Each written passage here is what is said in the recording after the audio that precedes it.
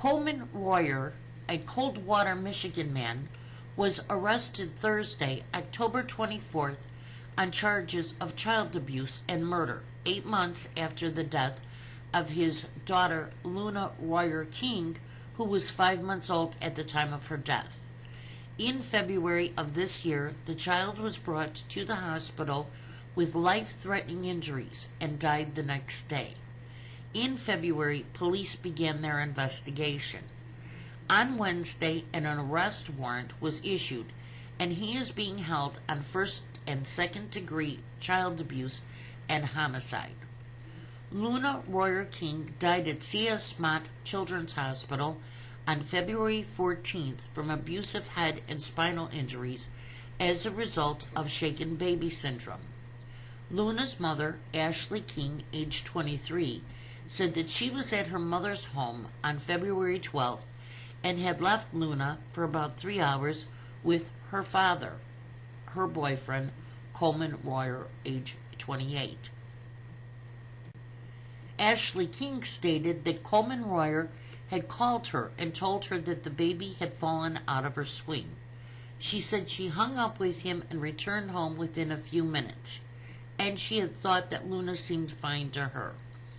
The couple took the baby to ProMedica Coldwater Regional Hospital for treatment. Well, if she seemed fine, why would you take her for treatment? But because of her injuries, she was transferred to Mott's at the University of Michigan. So she seemed fine, and they took her to the hospital, and the injuries were so severe that the initial hospital that they had taken her to transferred her to a specialty hospital. So I guess she wasn't too fine then. According to medical records, the baby suffered at least nine broken ribs, and noted that these were fractures of differing age. So she just wasn't hurt that one day. It seems like that she had fractures that might have healed over time, and she just kept getting re-injured.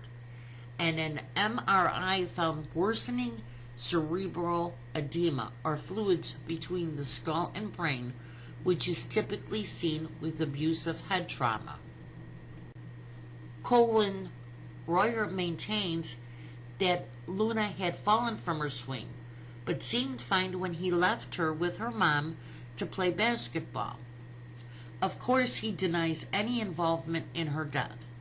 Instead, he points to the mother and the grandma as their stories keep changing. Lisa Sadawa, who is Coleman Royer's attorney, said it was premature to guess who was responsible for the baby's injury and death. She insists that Royer did not harm his daughter and describes him as a loving, compassionate, caring parent who misses her dearly and agonizes over the question of who hurt her. Really? This poor little baby, only 5 months old, was abused to death, and neither one of them saw any symptoms prior to this incident in February. I don't believe it.